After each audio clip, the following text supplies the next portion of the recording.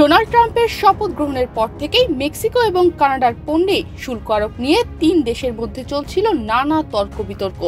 অবশেষে শুল্ক কার্যকর হওয়ার যে সময়সীমা ছিল তার ২৪ ঘন্টারও কম সময়ের মধ্যে এই সিদ্ধান্ত থেকে সরে এসেছেন ট্রাম্প।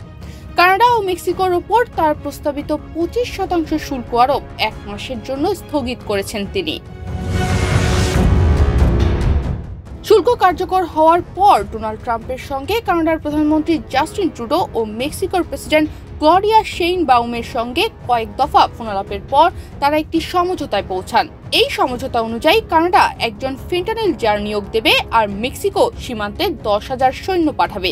অপরদিকে ট্রাম্প জাস্টিন ট্রুডোর টুইট উদ্ধৃত করে ট্রুথ সোশ্যালে লিখেছেন, উত্তরাঞ্চলে একটি নিরাপদ সীমান্ত নিশ্চিত করার বিষয়ে কানাডা একমত হয়েছেন।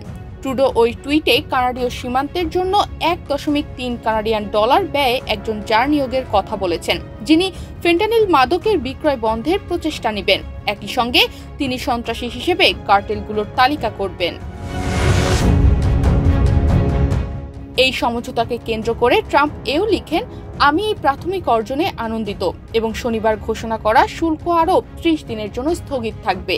এর মধ্যে দেখা হবে যে কানাডার সঙ্গে একটি চূড়ান্ত অর্থনৈতিক চুক্তি আসলেই হতে পারে কিনা। ট্রাম্প ক্ষমতা আসার পর শুধুমাত্র কানাডা এবং মেক্সিকোর ওপর নয়, চীনের ওপরও শুল্ক আরোপ করেছিলেন। তবে কানাডা ও মেক্সিকোর পণ্যে শুল্ক আরোপ স্থগিত করলেও চীনা পণ্যের ওপর ১০% শুল্ক আরোপের যে ঘোষণা দিয়েছিলেন ট্রাম্প, তা আজই কার্যকর হবে বলে মনে করা হচ্ছে।